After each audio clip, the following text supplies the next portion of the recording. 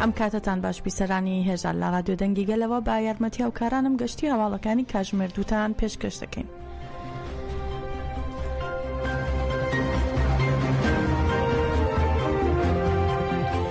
کۆمسیۆنی دیموکراسی خوشکوبرایەتی و یەکگرتنی نەتەوەیی کە بۆ چارەسەری پرسیکول لە پەرلەماندا پێکهێنراوە ئەمڕۆ لە حوتم کۆبوونەوەی خۆیدا بە بەشداری سەرۆکانی پێشووی پەرلەمانی تورکیا کۆبووەوە. لە بارەی کۆبوونەوەکەوە سەرۆکی ئێستای پەرلەمانی تورکیا نۆمان کورتولموش ئاماژەی بەوە کرد کە سەرۆکانی پێشووی پەرلەمان کە کەسانێکی ئەزموندارن لە بابەتی دیموکراسی تورکیا و بابەتە بنەڕەتیەکانی دیکەی تورکیادا بانکێشنامەی کۆبوونەوەی کۆمسیۆنیان قبول کردووە.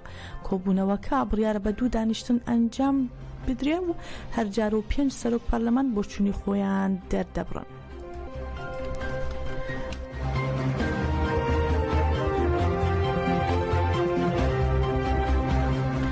لە فەرماندەکانی هەپەگە زەردەشت مردین باس لە ژیانی پڕ لە تێکۆشانی فەرماندەی ئەکادەمیەکانی ئاپۆلۆ شەهید کۆچەر و ئۆرفا دەکات. زەردەشت مردین ڕای دەگەێنێت هەواڵ کۆچەر و ئۆرفا لە ڕووی شێوازەکانی فەرمانداری و بەڕێوەبەریەوە لە ناوڕێخستندا ڕەنجێکی مەزنیدا هەروەها دەشڵێت ئەو بە خۆڕاگری و شێوازەکانی فەرمانکردن و دۆستاییەکەی بۆ ئێمە مۆدێلەکە.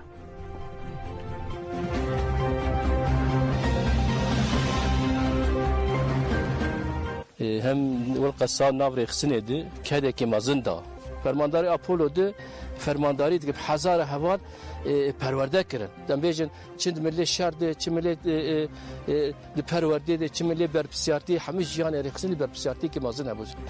دگر سر ملی خواه. من ندید گروه که مورال حوالی کوچر خراب.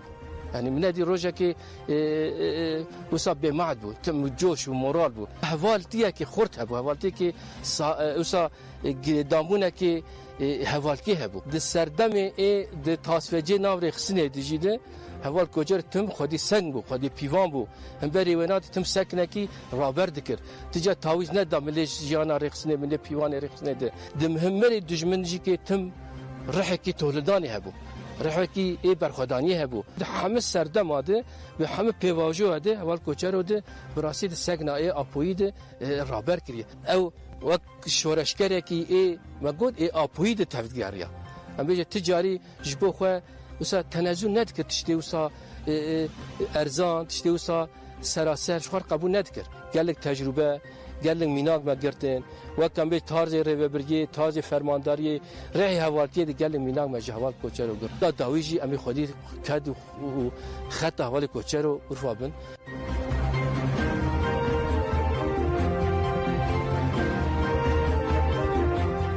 ناوەندی ڕاگەاندن و چاپەمەنی هێزەکانی پاراستنی گەل هەپەگا بە ڕاگەاندراوێک شەهید جودی زاگرۆسی بەبیرهێنایەوە کە لە 18 حوزەیرانی ساڵی 2021 لە هەرێمەکانی پاراستنی میدیا شەهید بوو.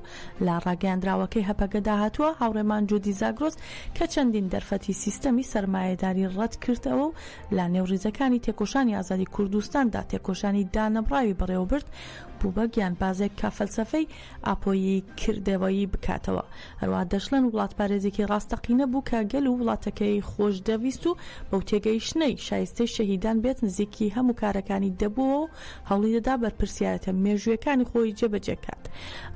هەروەها هەپەگەڕای دەگەنە هاوڕێمان کە ڕەنجێکی مەزنیدا بوو لە فیداکاریدا سنووری نەبوو بە شێوەیەک بەشداری تێکۆشانمان بوو کە جێگەکەی پڕ ناکرێتەوە. ڕاشی دەگەنن بەڵێن دەدێن هەڵویست و فیدایەتی جودی هاوڕێمان بکەین با نمونەیەک بۆ خۆمان و ئاواتی شەهیدانمان بەسەر بخەین. هەپەگا ڕای دەگەێنن لەسەر ئەم بنەمایە سەرخۆشی لە بنەماڵی هێژای جودی هەروەها خەڵکی ڕۆژهەڵاتی کوردستان و تەواوی گەلی کوردستان دەکەین. ناسنامەی شەهید بەم شێوەیە خراوە تاڕوو کاوا هەرکۆلی با ناسناوی جودی زاگرۆس لە ئەورومیە لەدایک بوو لە 18 حوزەیرانی ساڵی 2021 لە هەرێمەکانی پاراستنی میدیا شەهید بووە.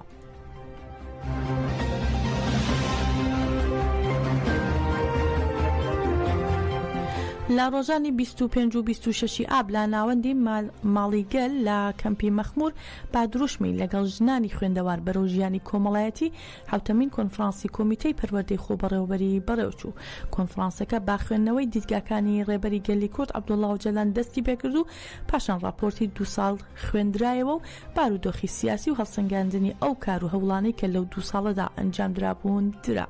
لە بەردەوامیشدا پەیڕە و ڕەشنووسی بڕیارنامەکان خوێندرایەوە و پێشکەشکران بۆ پەسەندکردن لە کۆنفرانسەکەدا و لەگەڵ ئەوەشدا دەستەی دیسیپلین هەڵبژێردرا و پەسەندیشکرا. دواتر هێلینکارە هاوتەبێژی کۆمیتەی پەروەردە ئاماژەی بۆ کردکە بە بەراورد لەگەڵ کۆنفرانسەکانی پێش و کۆنفرانسی ئەمساڵ لە ئاستێکی جیاوازدا بوو لەگەڵ ئەو دیدگا و راپۆرتانە و بۆچوونانەی کە بۆ داهاتوودا دەربڕابوون.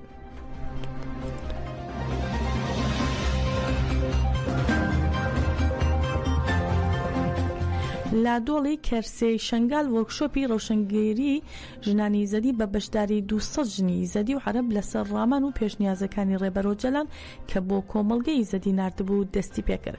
وەرکشۆپەکە با دروشمی بەڕێخستن و تێکۆشانمانەوە دەبینە پێشەنگی کۆمەڵگەی دیموکراتیک و ئازاد ئەنجام دەدرێت و وەرکشۆپەکە بۆ گفتوگۆکردن و هەڵسەنگاندنی ڕامان و پێشنیازەکانی ڕێبەرۆ جەلانە کە لەسەر ڕەوشەنگەری کۆمەڵگەی زەدی کردبووی.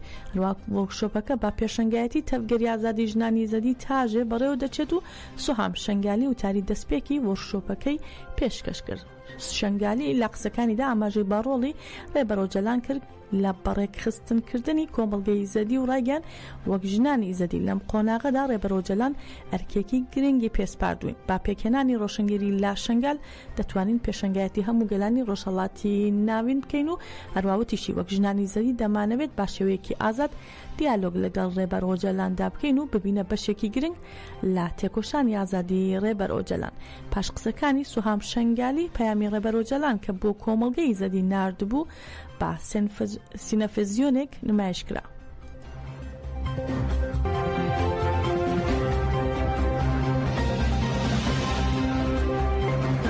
ساڵح موسلم ئەندامی دەستی سەرۆکایەتی پارتی یەکێتی دیموکراتیک پێدا لە کۆنگرەی هاوپەیمانی سۆشیال دیموکراتی وڵاتانی عەرەبی کە لە شاری سلێمانی بەڕێوە دەچێت لەبارەی چەند پرسێکەوە ڕایگەیان لەگەڵ هەموو ئەو گەمارە و هێرشانەی کاکراوەتە سەر ژێرخانی ناوچەکەمان لەلایەن تورکیاوە، بەڵام خۆڕاگرین و لە ئێستاشدا لە ڕۆژاوای کوردستان ئەزمونێکی ناوازەمان هەیە و هەروەها دەمانەوێت هاوبەشی ڕاستەقینە بین لە ڕەنگڕێژکردنی ئایندەی وڵاتەکەمان. هەروەها ساڵح موسلم دەشڵێت لە ڕۆژهەڵاتی سووریا مۆدێلێکی دیموکراسی ناوازەمان بۆ پێکەوە ژیان دروست کردووە و توانیومانە بەرگری لە پرۆژەکەمان بکەین و سوودمان لە فەلسەفەی بەڕێز ئۆجەلان وەرگرتووە. دەشڵێت ئەزمونی ئێمە ئەزمونێکی تایبەتە لە ڕۆژهەڵاتی ناوەڕاستدا، بە تایبەت لە ناوچەیەکی وەک سووریا کە زۆر کەس چاوەڕێی نەدەکرد و ئەو ناناوەندیەی ئێمە دەمانەوێت دەکرێت پرۆژەی ئاشتی بێت بۆ سووریا و ناوچەکەش.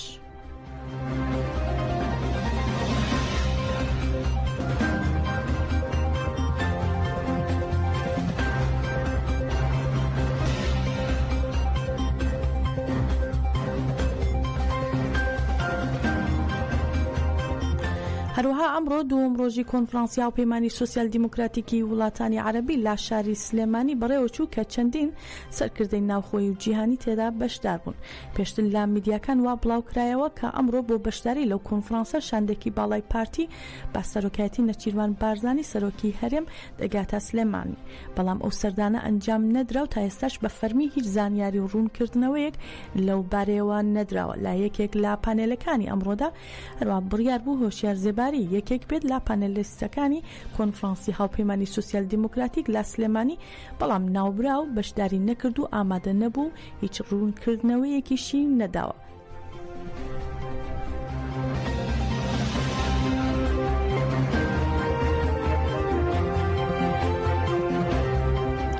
دەستپێشخەری سووریای ئازاد بۆ ڕێبەرۆ جەلان و دەستپێشخەری پارێزەران بۆ بەرگریکردن لە ڕێبەرۆ جەلان لە سەرانسەری سووریادا لە چوارچەوەی کەمپێنی دەمەوێت دیداری ئۆجەلان بکەم لە هەڵمەتی واژۆکردنەکەیان بۆ دیداری ڕێبەر ئۆجەلان کە دەستیان پێکردووە. هەڵمەتەکە لە 21 ئابەوە دەست پێکراوە، تا ئێستا زیاتر لە 370 واژۆ بۆ دیداری ڕێبەر ئۆجەلان کۆکراوەتەوە.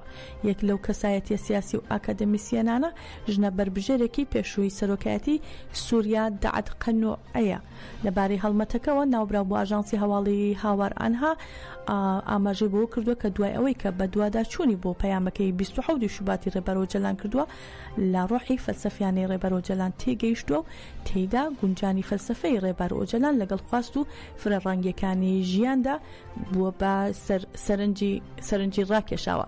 دعات قەنوعی لێکۆڵەر و چالاکوانێکی سیاسی و کۆمەڵایەتی سووریا کە لە ساڵی 2021دا بربژێر بوو بۆ پۆستی سەرۆکۆماری سووریا.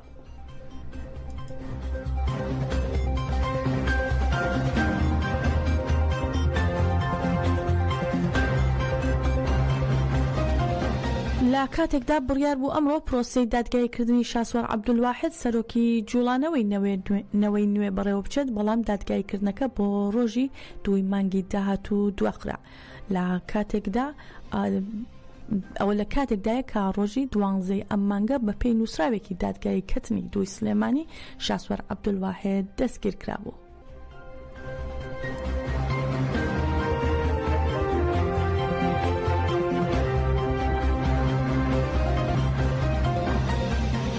کازم غەریبابادی جێگیری وەزیری دەرەوەی ئێران سەبارەت بە سزاکانی سەر وڵاتەکەی لەلایەن وڵاتانی ئەوروپاوە و کاریگەریە نەرێنیەکانی لەسەر هاوکاریەکانیان لەگەڵ ئاژانسی وزەی ئەتۆم ڕایگەیان ئەگەر گەمارۆکانی سناپەک لەلایەن وڵاتانی ئەوروپی کە لا ڕێککەوتنامەی ساڵی 2015 داهاتووە